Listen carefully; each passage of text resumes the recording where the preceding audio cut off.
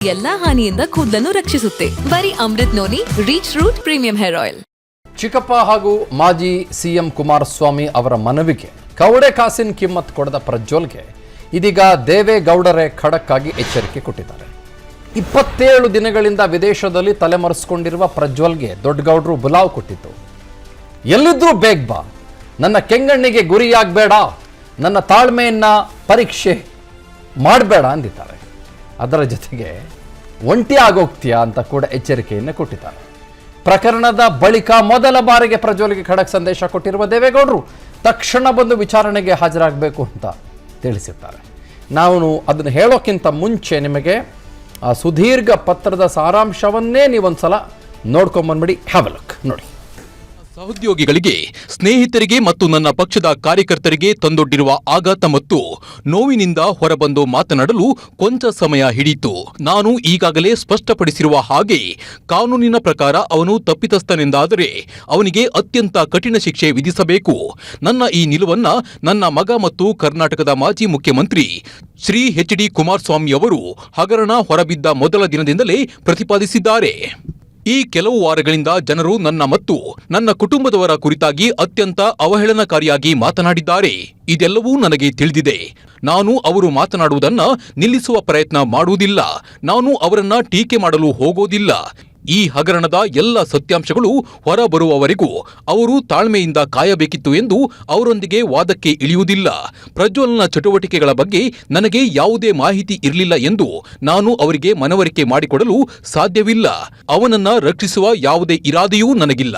ಅವನು ಈಗಿನ ಚಲನವಲನ ಮತ್ತು ಅವನ ವಿದೇಶಿ ಯಾತ್ರೆಯ ಬಗ್ಗೆ ನನಗೆ ಏನೂ ತಿಳಿದಿರಲಿಲ್ಲ ಎಂದು ನಾನು ಜನರಿಗೆ ಅರ್ಥ ಮಾಡಿಸಲು ಸಾಧ್ಯವಿಲ್ಲ.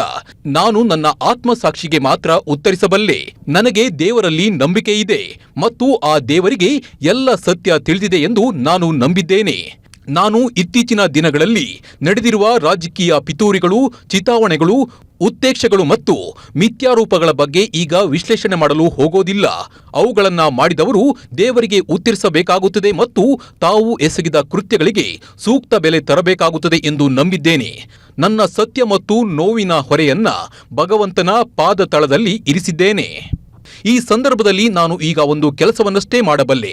ಅದೇನೆಂದ್ರೆ ಪ್ರಜ್ವಲ್ ಎಲ್ಲಿದ್ರೂ ಬಂದು ಪೊಲೀಸರ ಮುಂದೆ ಶರಣಾಗಿ ವಿಚಾರಣೆಯನ್ನ ಎದುರಿಸಬೇಕು ಎಂದು ಯಾವುದೇ ಮುಲಾಜು ಮರ್ಜಿ ಇಲ್ಲದೆ ಹೇಳಬಲ್ಲೆ ಮತ್ತು ಹೇಳುತ್ತಿದ್ದೇನೆ. ಇದು ನಾನು ಅವನಿಗೆ ಕೊಡುತ್ತಿರುವ ಎಚ್ಚರಿಕೆ ಎಂದು ಕೂಡ ತಿಳಿಯಬೇಕು. ಅವನು ಈ ಎಚ್ಚರಿಕೆಗೆ ಮನ್ನಣೆ ಕೊಡದಿದ್ದಲ್ಲಿ ಅವನು ನನ್ನ ಕುಟುಂಬದವರೆಲ್ಲರ ಕೋಪವನ್ನ ಎದುರಿಸಬೇಕಾಗುತ್ತದೆ. ಅವನು ಎಸಗಿದ್ದಾನೆ ಎನ್ನಲಾದ ತಪ್ಪುಗಳನ್ನ ತೀರ್ಮಾನಿಸಲು ಕಾನೂನು ಇದೆ. ಆದರೆ ಈ ಎಚ್ಚರಿಕೆಗೆ ಅವನು ತಲೆಬಾಗದಿದ್ದಲ್ಲಿ ಅವನು ಮನೆಯವರ ಕಣ್ಣಲ್ಲಿ ಏಕಾಂಗಿ ಆಗುವುದರಲ್ಲಿ ಸಂದೇಹವಿಲ್ಲ. ನನ್ನ ಬಗ್ಗೆ ಅವನಿಗೆ ಏನಾದರೂ ಗೌರವ ಇದ್ದಲ್ಲಿ ಅವನು ಕೂಡಲೇ ಹಿಂದಿರುಗಿ ಬರಬೇಕು. ನಾನಾಗಲಿ ನನ್ನ ಕುಟುಂಬದವರಾಗಲಿ ಈ ವಿಚಾರಣೆಯಲ್ಲಿ ಹಸ್ತಕ್ಷೇಪ ಮಾಡುವುದಿಲ್ಲ ಎಂದು ಭರವಸೆ ಕೊಡುತ್ತೇನೆ.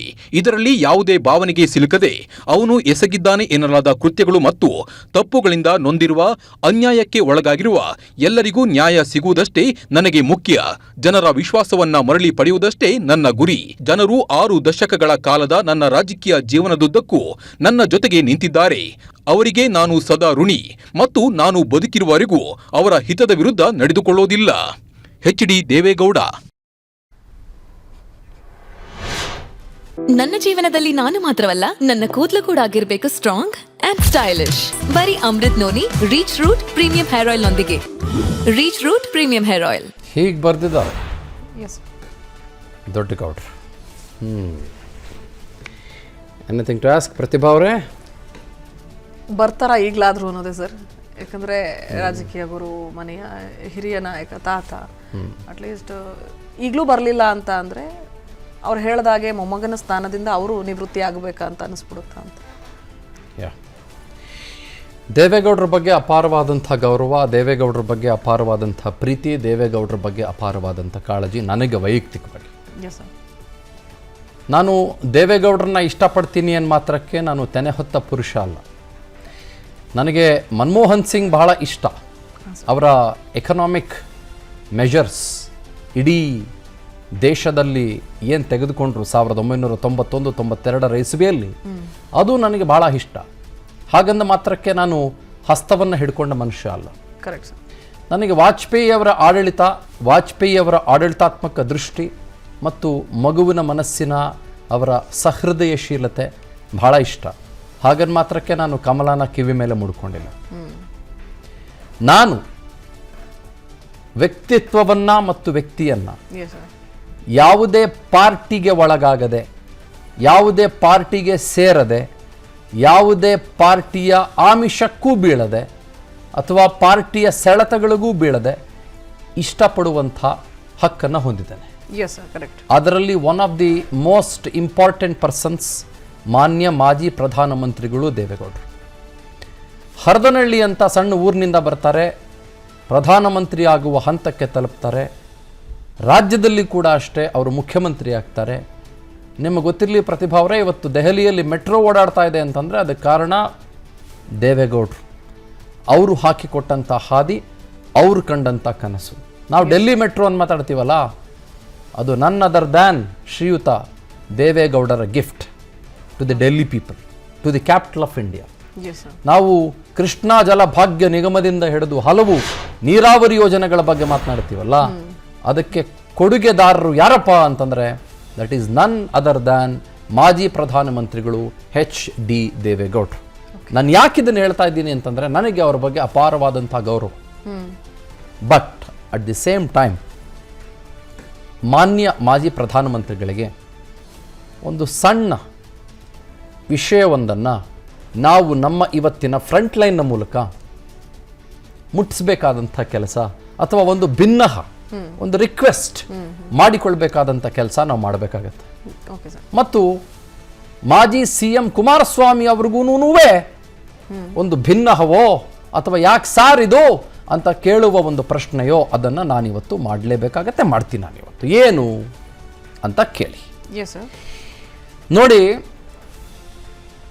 ಈ ಸಂಸದ ಪ್ರಜ್ವಲ್ ಹಾಸನದ ಸಂಸದರಾಗಿದ್ದಂಥವರು 6.5 ತಿಂಗಳ ಹಿಂದೆ ಘನ ನ್ಯಾಯಾಲಯದ ಮೊರೆ ಹೋಗಿ ಒಂದು ಸ್ಟೇ ಆರ್ಡರ್ ತಗೊಂಡು ಬರ್ತಾರೆ. Yes, sir. ಎಲ್ಲ ಕರ್ನಾಟಕದ ಪ್ರಮುಖ ಮಾಧ್ಯಮಗಳಿಗೆ, ಅದರ ಜೊತೆಗೆ Facebook, Instagram, Twitter and also Karthik ಅನ್ನುವ ಅವರ ಕಾರ್ ಡ್ರೈವರ್ಗೆ Okay. ಆ ಸ್ಟೇ ಕಾಪಿಲಿ ಏನಿರುತ್ತೆ ಅಂತಂದ್ರೆ, ನನ್ನ ತೇಜೋವಧೆ ಮಾಡುವಂತ ಪ್ರಯತ್ನದ ಭಾಗವಾಗಿ ಕೆಲವು ವಿಡಿಯೋಗಳಿದ್ದಾವೆ. ಆ ಕಾರಣಕ್ಕಾಗಿ ಆ ವಿಡಿಯೋಗಳನ್ನ ಎಲ್ಲಿಯೂ ಕೂಡ ಹರಿಯ ಬಿಡಬಾರದು ಅಂತ ನಾನು ಘನ ನ್ಯಾಯಾಲಯದ ಮೊರೆ ಹೋಗ್ತಾ ಇದ್ದೇನೆ. ನಾನು ಘನ ನ್ಯಾಯಾಲಯದ ಮೊರೆ ಹೋಗುತ್ತಿರುವ ಕಾರಣಕ್ಕಾಗಿ ನನಗೆ ರಕ್ಷಣೆ ಕೊಡಿ ಅಂತ ಇದೇ ಮನುಷ್ಯ ಪ್ರಜ್ವಲ್ 6.5 ತಿಂಗಳ ಹಿಂದೆ ಕೋರ್ಟ್ನ ಮೊರೆ ಹೋಗ್ತಾರೆ. sir. ಅಂದ್ರೇನು? ಅವ್ರು ಕೋರ್ಟ್ ಮೊರೆ ಹೋಗಿದ್ದು ಕರ್ನಾಟಕದ ಎಂಟೈರ್ ಮೀಡಿಯಾ ಹೌಸಸ್ಗೆ ಗೊತ್ತಾಗುತ್ತೆ, including 10 channels and 30+ news papers plus social media Okay. ಗೊತ್ತಾಗುತ್ತೆ. ಅವರದು ಏನೋ ಸಮಸ್ಯೆ ಇದೆ ಅನ್ನೋದು ಇಡೀ ಭಾರತಕ್ಕೆ ಗೊತ್ತಾಗುತ್ತೆ. ಪ್ರಜ್ವಲ್ ಅನ್ನೋ ಮನುಷ್ಯ ಏನೋ ತೊಂದರೆ ತಂದ್ಕೊಂಡಿದ್ದಾರೆ ಅನ್ನೋದು ಇಡೀ ಭಾರತಕ್ಕೆ ಗೊತ್ತಾಗುತ್ತೆ. Correct, sir. ಆದರೆ ಹಠಕ್ಕೆ ಬಿದ್ದವರಂತೆ JDSನಿಂದ ಇದೇ ಪ್ರಜ್ವಲ್ ರೇವಣ್ಣ ಅವರಿಗೆ ಟಿಕೆಟ್ ಕೊಡಿಸಲಾಗುತ್ತೆ ಹಾಸನ ಲೋಕಸಭಾ ಕ್ಷೇತ್ರದಿಂದ. ಈಗ ಮಾನ್ಯ ಮಾಜಿ ಪ್ರಧಾನಿಗಳು ಲೆಟರ್ ಬರೆದಿದ್ದಾರೆ, S greatest job.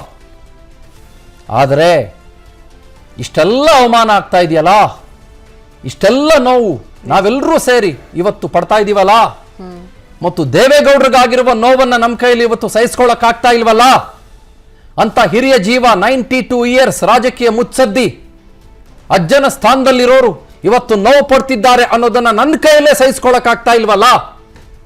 Correct, sir. ಹೀಗಿರುವಾಗ ಇದೆಲ್ಲ ವಿಷಯ ಗೊತ್ತಿದ್ರು ಕೂಡ 6 ತಿಂಗಳ ಹಿಂದೆ ಈ ಪ್ರಜ್ವಲ್ ರೇವಣ್ಣಗೆ ಹಠಕ್ಕೆ ಬಿದ್ದವರಂತೆ ಯಾಕೆ JDSನಿಂದ ಟಿಕೆಟ್ ಕೊಡಬೇಕಾಗಿತ್ತು? ನಿಜ sir. This is my ultimate question. Right sir. ಆ ಮನುಷ್ಯನಿಗೆ ಟಿಕೆಟ್ ಇಲ್ಲ ಅಂತಂದಿದ್ರೆ ಆತನ ಡಿಪ್ಲೊಮ್ಯಾಟಿಕ್ ಪಾಸ್ಪೋರ್ಟು ಕೂಡ ಒಂದು ಹಂತಕ್ಕೆ ನಿಲ್ಲಾಗಿರ್ತಾ ಇತ್ತು. ಅಫ್ಕೋರ್ಸ್ ಒಪ್ಕೊಳ್ಳೋಣ, ಅದು ನವೆಂಬರ್ 30ನೇ ತಾರೀಕು 2024 ತನಕ ಎಕ್ಸ್ಪೈರಿ ಡೇಟ್ ಇದ್ರೂ ಕೂಡ he wouldn't have been a diplomat. Election ಆದ ನಂತರದಲ್ಲಿ, ಈಗ ಸದ್ಯಕ್ಕೆ ಡಿಪ್ಲೊಮ್ಯಾಟ್, ಯಾಕಂದ್ರೆ ಇನ್ನೂ ರಿಸಲ್ಟ್ಸ್ ಬಂದಿಲ್ಲ. ಹೌದು. ಸೆಕೆಂಡ್ಲಿ, ಒಂದು ದೊಡ್ಡ ಮಟ್ಟದ ನೈತಿಕ ಸ್ಥೈರ್ಯ JDSಗೆ ಉಳಿತಾ ಇತ್ತು. ನಿಜ. ಥರ್ಡ್, ಇದೇ ಹಾಸನದಲ್ಲಿ ಪಕ್ಷದ ಬಾವುಟ ಕಟ್ಟಿದ, ಇದೇ ಹಾಸನದಲ್ಲಿ ಪಕ್ಷಕ್ಕಾಗಿ ರಕ್ತ ಬಸಿದ, ಇದೇ ಹಾಸನದಲ್ಲಿ ಪಕ್ಷಕ್ಕಾಗಿ ಮಣ್ಣು ಹೊತ್ತ, ಇದೇ ಹಾಸನದಲ್ಲಿ ಪಕ್ಷಕ್ಕೋಸ್ಕರ ಕೇಸ್ಗಳನ್ನು ಹಾಕಿಸ್ಕೊಂಡ, ಇದೇ ಹಾಸನದಲ್ಲಿ ಪಕ್ಷಕ್ಕೋಸ್ಕರ ಹೋರಾಟಗಳನ್ನು ಮಾಡಿದ, ಇದೇ ಹಾಸನದಲ್ಲಿ ಪಕ್ಷಕ್ಕೋಸ್ಕರ ನಾನು ಏನು ಬೇಕಾದರೂ ಕೂಡ ಮಾಡ್ತೀನಿ ಅಂತ ಹೇಳಿದಂಥ ಸಾಮಾನ್ಯ ಕಾರ್ಯಕರ್ತನೊಬ್ಬನಿಗೆ ಟಿಕೆಟ್ ಕೊಟ್ಟಿದ್ದಿದ್ರೆ ನಿಜ ಸರ್, ಇವತ್ತು JDS 100 ಪಟ್ಟು ಎತ್ತರದಲ್ಲಿ ಇರ್ತಾ ಇತ್ತು. ಮತ್ತು ನನಗೆ ಬಹಳ ನೋವಿಂದ ಹೇಳ್ತಾ ಇದ್ದೀನಿ, ವಿತ್ ಗ್ರೇಟೆಸ್ಟ್ ರೆಸ್ಪೆಕ್ಟ್ಸ್ ದೇವೇಗೌಡರಿಗೆ, ಪಾಪ ಅವರು ಈ ಲೆಟರ್ ಬರೆಯುವ ಸಂದರ್ಭವೇ ಬರ್ತಾ ಇರಲಿಲ್ಲ. ನಿಜ ಸರ್. Right sir. ಮತ್ತು ಕುಮಾರಸ್ವಾಮಿ ಅವರು ಕೂಡ ಬಪ್ಪ ಅಂತ ರಿಕ್ವೆಸ್ಟ್ ಮಾಡಿಕೊಳ್ಳುವ ಸಂದರ್ಭವೂ ಪ್ರಾಬಬಲಿ ಬರ್ತಾ ಇರಲಿಲ್ವೇನೋ. ಈ ಪ್ರಜ್ವಲ್ ರೇವಣ್ಣ ಈಗಲೂ ಕೂಡ ಸಂಸದ, ಆ ಮನುಷ್ಯನ ಹತ್ರ ಡಿಪ್ಲೊಮ್ಯಾಟಿಕ್ ಪಾಸ್ಪೋರ್ಟ್ ಇತ್ತು, ಆಚೆ ಕಡೆ ಬರ್ತಾ ಇದ್ದಿದ್ರೆ ಒಳಗೆ ಬಿಡ್ತಾ ಇದ್ದ, ಸರಿ ಒಪ್ಕೋತೀನಿ. ಬಟ್ ಒಂದು ನೈತಿಕ ಸ್ಥೈರ್ಯ JDSದು ಉಳಿತಾ ಇತ್ತು. ನಿಜ ಸರ್. ಒಂದು ಮಾರಲ್ ವ್ಯಾಲ್ಯೂ JDSದು ಉಳಿತಾ ಇತ್ತು. ಅಲ್ರಿ, 6.5-7 ತಿಂಗಳ ಹಿಂದೆ ಇಡೀ ಕರ್ನಾಟಕದ ನ್ಯೂಸ್ ಪೇಪರ್ಗಳಿಗೆ ಮತ್ತು ನ್ಯೂಸ್ ಮೀಡಿಯಾಗಳಿಗೆ ಬಂದಂಥ ಸ್ಟೇ ಕಾಪಿಯಲ್ಲಿ ಏನೋ ಇದೆ ಅಂತಂದಾಗ, ಯಾವನೋ ಒಬ್ಬ ಡ್ರೈವರ್ ಕಾರ್ತಿಕ್ ಅನ್ನೋ ಮನುಷ್ಯನ ಬಗ್ಗೆ ಪ್ರಶ್ನೆಗಳು ಬಂತು ಅಂತಂದಾಗ, ಇನ್ನೊಬ್ಬ ಯಾರೋ ಒಬ್ರು ಮನುಷ್ಯರು ದೇವರಾಜೇಗೌಡರು ಅನ್ನೋ ಮನುಷ್ಯರು ಒಂದು ಧಮಕಿ ಹಾಕ್ತಾರೆ. ನಾನು LED ವಾಲ್ ಹಾಕ್ಬಿಟ್ಟು ಏನ್ ಬೇಕು ಎಲ್ಲ ತೋರಿಸ್ಬಿಡ್ತೀನಿ ಅಂತ ಒಂದು ಮಾತು ಹೇಳ್ತಾರೆ ದೇವರಾಜೇಗೌಡರು. ಆ ಸಂದರ್ಭದಲ್ಲಿ ಬರದೇ ಇದ್ದಂಥ ಒಂದಿಷ್ಟು ಪ್ಲಾನ್ ಆಫ್ ಆಕ್ಷನ್ಸ್ ಕರೆಕ್ಟ್ ಆ ಮನುಷ್ಯ ಓಡ್ ಹೋದ್ಮೇಲೆ ಬರ್ತಾ ಇದೆ ಅಂತಂದ್ರೆ ವಿಪರ್ಯಾಸ. ಅಂದ್ರೆ ಇದು ಅಧಿಕಾರ, ದುಡ್ಡು, ಜನಬಲ, ಬೆಂಬಲ ಇದೆ, ನಮ್ನ ಯಾರು ಏನ್ ಮಾಡ್ಕೋತಾರೆ ಅನ್ನೋ ಒಂದು ಅಹಂ ಅಂತ ಕರಿಯಲ್ವಾ ಸರ್? ಜನ ಅದನ್ನೇ ಮಾತಾಡ್ಕೋತಿದಾರಲ್ಲ ಸರ್? ಅದು ಪ್ರಜ್ವಲ್ ರೇವಣ್ಣ ಆಗಿರ್ಬೇಕು. Correct sir. ಬಟ್ ಏನು ಅಂತಂದ್ರೆ ದೇವೇಗೌಡರ ಕಟ್ಟಪ್ಪಣೆ ಇವಾಗ ಇರೋದು ಏನಿದೆಯಲ್ಲ, ಅದು great. I respect, I love it. ಎಷ್ಟು ಅದ್ಭುತವಾಗಿ ಬರೆದಿದ್ದಾರೆ. ನೀನು ನನ್ನ ಮೊಮ್ಮಗನ ಇಲ್ಲ ಕಣೋ, ನೀನು ಬರಲಿಲ್ಲ ಅಂತಂದ್ರೆ ನೀನು ಕಾನೂನಿಗೆ ಗೌರವ ಕೊಡ್ಬೇಕು ನೀನು ಅಂತ ಹೇಳಿದ್ದಾರೆ. ಇದೇ ಕುಮಾರಸ್ವಾಮಿ ಅವರು ಹಾಸನದ ಬಗ್ಗೆ ನಾನು ಆಲೋಚನೆ ಮಾಡ್ತೀನಿ ಅಂತ ಹೇಳಿದರು ಟಿಕೆಟ್ ಕೊಡೋ ಸಂದರ್ಭ ಬಂದಾಗ. ಹೌದು. ಆದರೆ ಇದೇ ಕುಮಾರಸ್ವಾಮಿ JDSನ ರಾಜ್ಯಾಧ್ಯಕ್ಷರಾಗಿರೋರು, no we will not give ticket to this man, this tainted man ಅಂತ ಹೇಳ್ಬೋದಾಗಿತ್ತು. ಇವಾಗ ಅವ್ರು ಏನು ಹೇಳ್ತಾ ಇದ್ದಾರೆ, ಆ ಮನುಷ್ಯನಿಂದ ಕುಟುಂಬಕ್ಕೆ ಅವಮಾನ, ಆ ಮನುಷ್ಯನಿಂದ ನಮಗೆ ನೋವು, ಆ ಮನುಷ್ಯನಿಂದ ನಮಗೆ ಸಮಸ್ಯೆ, ಅವ್ನು ಓಡೋಗಿದ್ದಾನೆ, ಎಲ್ಲ ಓಡೋಗಿದ್ದಾನೆ ಗೊತ್ತಿಲ್ಲ, ಬಾರೋ ನಿನ್ ಪ್ರಜ್ವಲ್ ಹೀಗೆ ಕರೀತಾ ಇರ್ತಾರೆ. ಯಾರು? ಕುಮಾರಸ್ವಾಮಿ ಆದಿಯಾಗಿ ಮತ್ತು ಮಾನ್ಯ ಮಾಜಿ ಪ್ರಧಾನಮಂತ್ರಿಗಳ ಆದಿಯಾಗಿ ಸುಮಾರು ಜನ. ಬಟ್ ಅವ್ನು ಬರ್ತಾ ಇಲ್ಲ. But imagine where would have been the moral value. ಟಿಕೆಟ್ಟೇ ಕೊಡಬಾರ್ದಾಗಿತ್ತು. ಹೌದು, ಇಷ್ಟೆಲ್ಲ ಆಗ್ತಾನೆ ಇರಲಿಲ್ಲ ಅಂತ. ಇಷ್ಟೆಲ್ಲ ಪ್ರಾಬಬ್ಲಿ ಅವ್ನು ಓಡೋಗ್ತಾ ಇರ್ಲಿಲ್ವೋ ಏನೋ. ಅಂದ್ರೆ ನೀವು ಭಾಳ ದಿನ ಯಾವುದನ್ನು ಕೂಡ ನೀವು ವಾಸನೆ ಬರೋದು ಯಾವುದನ್ನು ಕೂಡ ಭಾಳ ದಿನ ಮುಚ್ಚಿಡೋಕ್ಕಾಗಲ್ಲ ರೀ. ವಾಸನೆ ಬಂದ್ಬಿಡ್ತದೆ. ನೀವು ಅದಕ್ಕೆ ಅತ್ತರು, ಪನ್ನೀರು, ಇನ್ನೊಂದು ಬೇರೆ ಬೇರೆ ಸುಗಂಧ ದ್ರವ್ಯ ಆದಿಗಳನ್ನೆಲ್ಲವನ್ನು ಕೂಡ ಹೂ ಮಾಲೆ, ಹೂ ಗುಚ್ಛಗಳನ್ನು ಹಾಕಿದ್ರು ಕೂಡ ವಾಸನೆ ಬಂದ್ಬಿಡ್ತದೆ. ಆಯ್ತಾ? ಯಾವತ್ತೋ ಒಂದಿನ ಇದು ಆಚೆ ಬರ್ತಾ ಇತ್ತು. ಬಟ್ ಏನಂತಂದ್ರೆ ಬೇಜಾರೇನು ಅಂತಂದ್ರೆ, ಅವತ್ತು ಅವನು ಸ್ಟೇ ತಗೊಂಬಂದಲ್ಲ ಅವನು ಪ್ರಜ್ವಲ್, ಅವತ್ತು ಆತನ ಕತ್ತಿನ ಪಟ್ಟಿ ಹಿಡಿದು ಕೇಳಿದಿದ್ರೆ JDSನಲ್ಲಿ, ಹೀಗೆ ಕೇಳಿದಿದ್ರೆ, ಏನೋ ಯಾಕೋ ಸ್ಟೇ ತಗೊಂಬಂದಿದ್ಯಾ, ಏನು ಮಾಡಿದ್ಯೋ ನೀನು, ಪುಣ್ಯಾತ್ಮ ಪ್ರಜ್ವಲ ಅಂತ ಕೇಳಿದಿದ್ರೆ, it would have been something else. ಬೇರೆ ಏನೋ ಆಗಿರಬಹುದಾಗಿತ್ತು.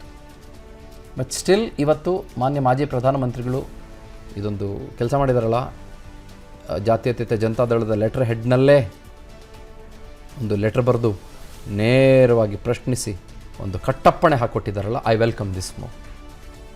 ನನಗೆ ಅವ್ರ ಮೇಲಿದ್ದಂಥ ಪ್ರೀತಿ ಮತ್ತು ಗೌರವ 100 ಪಟ್ಟು ಜಾಸ್ತಿ ಆಗಿದೆ, 100 ಪಟ್ಟು ಜಾಸ್ತಿ ಆಗಿದೆ. ಯಾಕಂದರೆ ಅವರು ಕಟ್ಟಪ್ಪಣೆಯನ್ನೇ ಮಾಡಿದ್ದಾರೆ, ಕಟ್ಟಾಜ್ಞೆಯನ್ನು ಹೊರಡಿಸಿದ್ದಾರೆ, ಬಾರ್ಬೇಕ್ ಅಂತಂದಿದ್ದಾರೆ.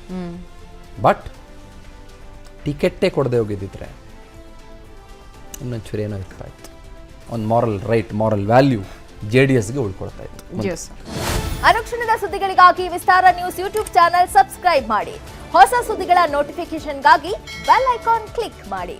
ಲೇಟೆಸ್ಟ್ ಅಪ್ಡೇಟ್ಸ್ಗಾಗಿ www.vistaranews.com ವೆಬ್ಸೈಟ್ಗೆ ವಿಸಿಟ್ ಮಾಡಿ. ಅಂಗೈಯಲ್ಲೇ ಜಗತ್ತಿನ ಸುದ್ದಿ ತಿಳಿಯಲು ವಿಸ್ತಾರ ನ್ಯೂಸ್ ಕನ್ನಡ ಆಪ್ ಡೌನ್ಲೋಡ್ ಮಾಡಿ.